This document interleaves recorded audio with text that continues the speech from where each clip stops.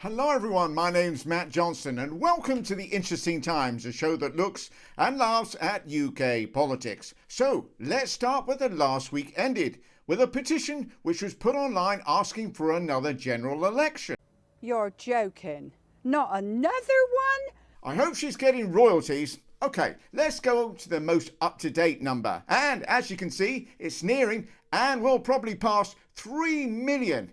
Incredible. And some of those people are people, and some of the people live in the UK, and some of them actually have the right to vote in this country, all of which means absolutely nothing.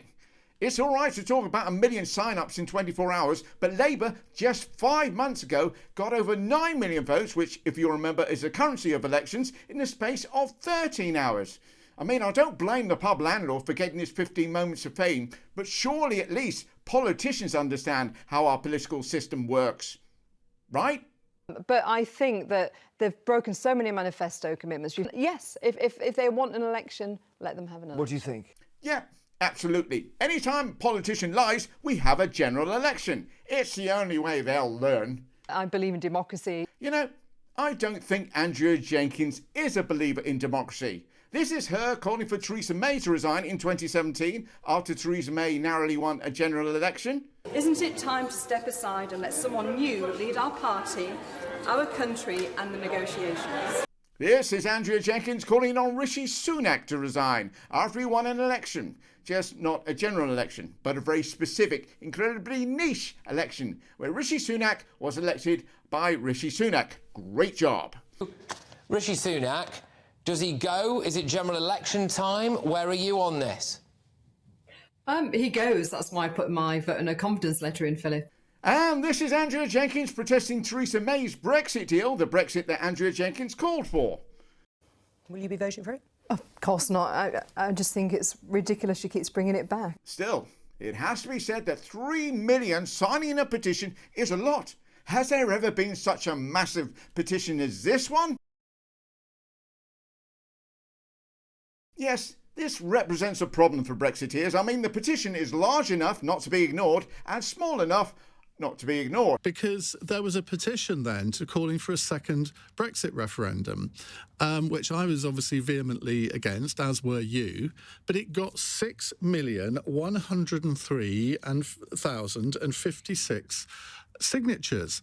6 million people signed a petition to revoke Brexit. But Did we ever do a debate on that? Not the size of the let's have a second referendum petition. And while petitions have been in the news, Brexit has really been in the news, from talking about the closing down of the Vauxhall plant in Luton to the immigration figures. Brexit was used for that purpose, to turn Britain into a one-nation experiment in open borders. No, there was not an open borders experiment, but immigration policy failed.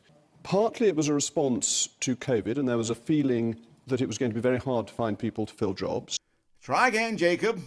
Partly it was the way that economic growth was scored by the ABR. One more time. Partly a new system was being brought in which allowed too many people to come in. Post-Brexit. Well, it was a post-Brexit system. There you go. Yes, the complaints on Brexit have come not only from Refoamers, but also been coming from those that have sold this lie and are now unhappy with it. The Refoamers, as in foaming at the mouth. From Kemi Badenoch admitting there was no plan in place for leaving the EU, well, beyond David Cameron leaving number 10, that is, to Nigel Farage complaining it's a wrong sort of Brexit. But I just couldn't stand by and watch Brexit be squandered in the way that it was by the Conservative government. None of the potential advantages that it was offered, other than foreign policy. So, another general election and another EU referendum then. Although knowing us, we'll vote to rejoin and then vote a reform government in to implement it. And speaking of elections, our cousins across the water have had one. The polls have closed in Ireland's general election. David, to you first of all, your response to those exit polls? Yes, astonishing figures, quite frankly. Sinn Féin on 21.1% at the top of the pile. Fine Gael, led by Simon Harris, the current Taoiseach, just behind on 21%.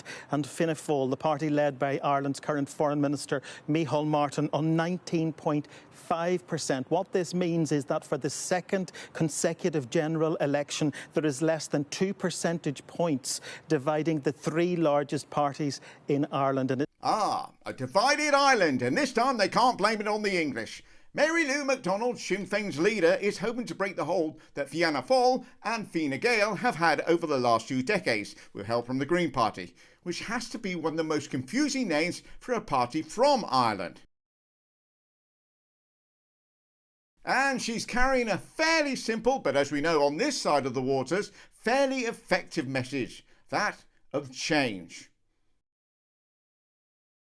Right now, on the basis of these figures, I think it is fair to speculate that we are likely to see a return of Fine Gael and Fianna Fáil to coalition government in Ireland. But if Sinn Féin has won the popular vote again, it's becoming increasingly difficult for those two big parties on the centre-right to ignore just how many people are voting for Sinn Féin now. OK, I'm a little confused. Isn't winning the popular vote the point in any election? What else is there? Best in show? Worst interaction with the member of the public? But in a bizarre twist, Sinn Féin may get the most votes, but miss out on government if they fall short of the 88 seats required for a majority. As Fianna Fáil and Fine Gael have said that they will not work with Sinn Féin because of policy differences. And I have to say that's really unfair the way that the other two parties are doubling up on her. But the main story on these elections has to revolve around this guy, Gerry Hush, nicknamed the Monk by the press. And he's led, shall we say, an interesting lifestyle. Over 30 convictions by the time he was 18, took part in 2 of the biggest robberies in Irish history, and was found not guilty of murder just last year. One difference between Ireland's criminals and America's and ours, though, is that the Irish didn't elect him. Still, if he's looking for a job, Nigel Farage does need a new deputy chairman. That's right, Ben Habib has quit Reform, and Nigel is very relieved. One less foreign-sounding name he's got to remember. Also happening this week is the Transport Secretary, Louise Haigh, has resigned over something she did years ago, namely nominating Jeremy Corbyn for the Labour leadership. At least I'm assuming that's the reason, because the actual reason given makes no sense whatsoever. Which is that Louise Haigh, having made remarkable inroads in the first 6 months of being Transport Secretary, like getting the Passenger Railway Services Public Ownership Bill passed, allowing the government to start renationalising the railways, and has also resolved the train drivers' disputes and started to get the buses into public ownership. But on the flip side, 11 years ago, she once didn't tell her employers that a work phone she thought was stolen wasn't stolen. I mean, how evil can you get? She was given a conditional discharge. She has now resigned from government, saying she doesn't want to be a distraction from the work they're doing. So, in the spirit of openness, I would also like to tender my resignation from this channel, as about 18 years ago, I once drove a car that had a bald tyre. And I also once used a credit card without signing the back of it. And when I was 14, I used to take the top 40 off the radio on a Sunday evening. So thanks everyone, and goodbye. As if I'm a white male in my late 50s. I'm not going anywhere. Take it away, boys. The hypocrisy is on us. Boris Johnson, who's produced more than his fair share of conditional discharges, has called Louise Haigh a fraudster. Boris Johnson, who lied about having lockdown parties, lied to Parliament, lied to his wife, lied about Brexit, lied to the Queen, lied to newspaper editors, lied about vaccine rollouts, lied about not knowing there was a complaint about Chris Pincher, even lied about the fact that he didn't know most people's impression of him was that he was a liar. If he's not lying, he's sleeping. If we did decide to have a general election every time Boris Johnson lied, we would need to have them on the hour, every hour, while he was in office. Right. Who else? Well, there is Richard Tice having a good old chuckle about it on Jabba the Fuck's show on Talk TV. I don't think so, Richard. I'm sorry to break it to you, but Starmer's only interested in hiring convicted fraudsters and criminals. So unless you've got some kind of conviction that you can offer up as by way of an incentive. Well, as luck would have it, yes, the Reform Party actually does. This is James McMurdoch, who in 2006 was convicted of physical assault on his then girlfriend and given a custodial sentence, which he didn't disclose before becoming an MP. So, which is worse, fraud or physically assaulting your girlfriend so badly they have to put you away and then only decide to ask for clemency when you've been caught? It's tricky, Dickie. And of course, Greg Wallace, with all the stories coming out about the MasterChef star making lewd and unwanted sexual remarks to contestants for years without anyone doing anything, has responded in the most extraordinary way possible. And apparently now, I'm reading in the paper, there's been 13 complaints in that time. Now, in the newspaper, I can see the complaints coming from a handful of middle-class women of a certain age. Sod off. The only Greg I want to see involved with my food are the ones that sell rectangular pizza. And yes, I've tried it, and yes, it is as tasty as it looks. Anyway, the lesson here is a fairly simple one. There are dicks in the world. Also, the assisted dying bill passed, and with an open vote declared by all the parties, it meant that MPs could vote with their conscience. For those that had one, of course. This law, if passed, will change. Not as a result of the individuals in this chamber or in the other place, but as a result of judges in other places. We've seen that time and again. It may be on either side of the debate, but it will happen. This act, if passed, will be subject to activist judges in Strasbourg. That was Robert Jenrick making it all about Robert Jenrick by making this bill all about his desire to leave the ECHR. Robert, if you're that desperate to leave this organisation, I hear Belarus is nice this time of year. Well, I don't hear anyone saying it isn't, so don't feel you have to stay on our account. The bill itself did see MPs mostly acting in a dignified manner. I know that should have been a top story, and even saw some touching moments, like Keir Starmer, who you can see here, joining David Davis and Nigel Farage on the far right of the House of Commons. Oh, and finally, back to Andrea Jenkyns. It's been a busy week for the Dame with no brain. She's joined Reform. Great news in particular for Lee Anderson, who is now no longer the thickest member. She was unveiled in central London on Thursday by Reform leader, and proof that God doesn't always get it right, Nigel Farage. Her name is Dame Andrea Jenkyns.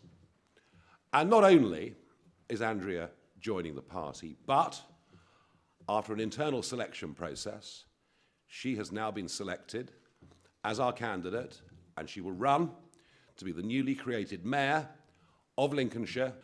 Dame Andrea, I hope you're here. Now, for those wondering about the backdrop, the three words on the right represent three things that are close to a Reform member's heart. Family, which Andrea herself should know about, having broken up the family of her partner by having an affair with him. Community, as in service that you just know quite a few members are doing. And country, because, well, there's a whole bunch of countries there. And there's also a K in the top left corner, the other two just being out of camera shot. Today, I've joined the Party of the Brave. Certainly courageous putting you in charge of anything. Not the sharpest tool in the party, Andrea? 2024, who would make the better Prime Minister, Boris Johnson or Nigel Farage? Oh, gosh. I've joined because of Nigel. As I said, him, Boris and Trump, to me, are the people who connect to people, and I've got respect for all three of them. But you couldn't pick him as the Prime Minister. I have to say, in the past, I have missed Boris Johnson. But my aim's getting better. Thank you all so much for joining me, and I hope you've enjoyed this video. If you have, feel free to subscribe and like, share, comment, and hit all the notifications bell, and I'll see you soon. Take care.